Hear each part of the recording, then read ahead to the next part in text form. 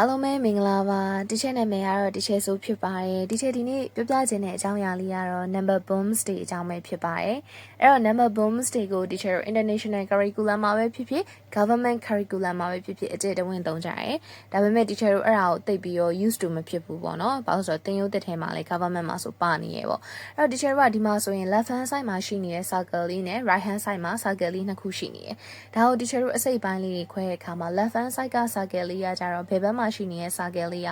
whole လို့ခေါ်တဲ့တစ်ခုလုံးဆိုတဲ့အဓိပ္ပာယ်ကညာဘက်မှာရှိနေတဲ့ circle လေးမှာရှိတဲ့ကိန်းဂဏန်းတွေနှစ်ခုလုံးရဲ့ပေါင်းခြင်းကဒီ whole မှာထည့်ရမယ်သူ့ကို total လို့လည်းဒီချေတို့သတ်မှတ်ပါတယ်စုစုပေါင်းပေါ့အဲ့ဒီဘက်မှာရှိနေတဲ့ circle လေးနှစ်ခုကိုတော့ဒီချေတို့က part one part နဲ့ another part ဆိုပြီးတော့ချေတို့သတ်မှတ်ပါတယ်ဒါဆိုရင်ဒီချေတို့ကဒီအပိုင်းလေးကိုရပြီဆိုရင် addition လည်းရမယ် subtraction လည်းရမယ်အဲ့တော့ဒီမှာရှိတဲ့ part လေးနှစ်ခုကိုပေါင်းလိုက်တဲ့အခါမှာ addition လုပ်လိုက်တဲ့အခါမှာ whole ကိုရမယ် whole နဲ့ one part ကိုပေးထားရင် another part ကိုလို့ချင်းဒီချေတို့က subtraction လုပ်ရပါမယ်နှုတ်ရပါမယ်ဆက်လက်ပြီးတော့ဒီချေကနေပြီးတော့မင်းတို့ကို5အကြောင်းလေးကိုပြောချင်တယ်ပေါ့အဲ့တော့5ရဖို့အတွက်ဒီချေတို့ကကဏ္ဍလေးမှတ်ရမယ်အဲ့ကဏ္ဍလေးမှတ်တဲ့အခါမှာဒီမှာတော့ဒီချေ upper လေးနဲ့ပြထားတယ်3 2 2 3 addition လုပ်တဲ့အခါကျရင်ဒီချေတို့5ရမယ်အဲ့လိုပဲ5ထဲကနေ3ကို subtraction လုပ်လိုက်မယ်နှုတ်လိုက်ရင်2ရမယ်5ထဲကနေ2ကို subtraction လုပ်လိုက်ရင်3ရမယ်4 1 1 4 addition လုပ်ရင်5ရမယ်5ထဲကနေ4ကိုနှုတ်လိုက်ရင်1ရမယ်5ထဲကနေသူ့ရဲ့မိတ်ဆွေ1ကိုနှုတ်လိုက်ရင်4ရမယ်ပြီးရင်ဒီချေတို့က5ရှိရဲဆိုရင်တော့ဒီချေတို့ဒီဘက်မှာ0နဲ့ addition လုပ်လိုက်တဲ့အခါမှာဒီချေတို့5ရမယ်5ထဲက0ကို subtraction လုပ်ရင်လည်း5ရမယ်ဒါဆိုရင်မင်းတို့မှတ်ရမယ်ကဏ္ဍလေးတွေက3 2 2 3 4 1 1 4 5 0 0 5ဒါတွေပဲဖြစ်တယ်အဲ့တော့ဆက်လက်ပြီးတော့ဒီချေကနေပြီးတော့ example လေးပေးထားပါတယ်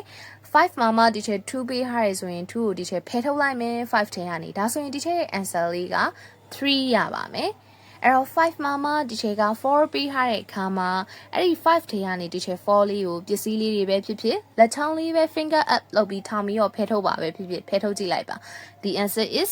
1ဆက်လက်ပြီးတော့5ကနေပြီးတော့ဒီချက်က3လေးကိုဖယ်ထုတ်လိုက်ပါမယ်အဲ့တော့5 finger up ကိုထောင်မယ်3လေးဖယ်လိုက်မယ်ဒါဆိုရင်ဒီချက်တို့က the answer is 2ရပါမယ်ဒါလေးကတော့ example လေးပြောပြထားတာပေါ့အဲ့တော့ဒီညမှာကလေးကတခြားကဏ္ဍလေးထည့်သွင်းပြီးတော့အစားသွင်းပြီးပြုလုပ်လဲရပါတယ်ဒါဆိုရင်ဒီချက်ကတော့တကယ်လက်တွေ့ပစ္စည်းလေးတွေသုံးပြီးတော့ပြထားပါမယ်ဒီချက်5ပေးထားရင်အောက်မှာ2ပေးထားရင် total က5 whole က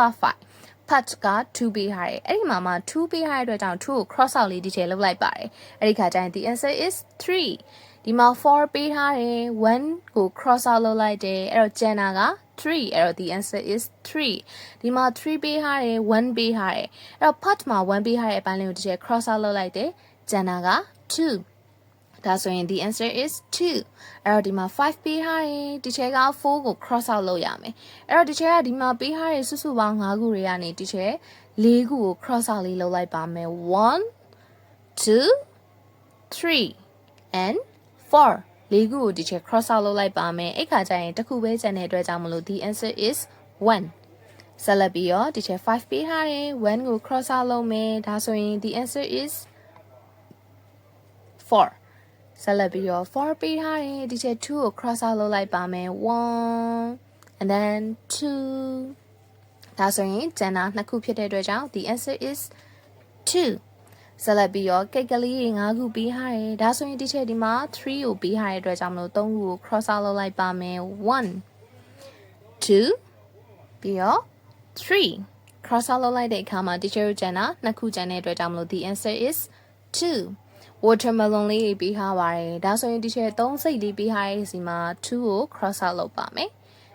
အဲ့တော့2ကို cross out လုပ်လိုက်တဲ့အခါမှာကျန်တာကတစ်ခုကျန်တဲ့အတွက်ကြောင့်မလို့ the answer is 1ဒါဆိုရင်တော့တတမီမီတို့ကဒီနေ့မှာ number booms တွေရဲ့ whole ဆိုတာပါလဲ part လေးဆိုတာပါလေးတွေဆိုတဲ့အကြောင်းအရာလေးကိုသိရှိသွားမယ်လို့မျှော်လင့်ပါတယ်ဒီချက်တို့ကဒီ number booms လေးကိုသိတဲ့အခါကျရင် addition ကိုလည်းအသုံးပြုလို့ရမယ် subtraction ကိုလည်းအသုံးပြုလို့ရပါမယ်ဒါဆိုရင်တော့ဒီချက်ကဒီလိုမျိုးစိတ်ဝင်စားဖွယ်အကြောင်းအရာလေး max concept နဲ့ပတ်သက်တဲ့အကြောင်းအရာလေး activity လေးတွေကိုအချိန်နဲ့တပြေးညီတင်ဆက်ပေးသွားမှာဖြစ်တဲ့အတွက်ကြောင့်မလို့ဒီချက်ရဲ့ channel လေးကို subscribe လုပ်ပြီးတော့ဒီချက်ရဲ့ video လေးကိုlike လုပ်ပြီးသွားကြပါအောင်ဒီချက်ဗီဒီယိုလေးကိုကြည့်ပြီးတော့တစုံတရာအကျိုးရှိမယ်လို့မျှော်လင့်ပါတယ်ကျမရှင်လန်းပါစီဘိုင်ဘိုင်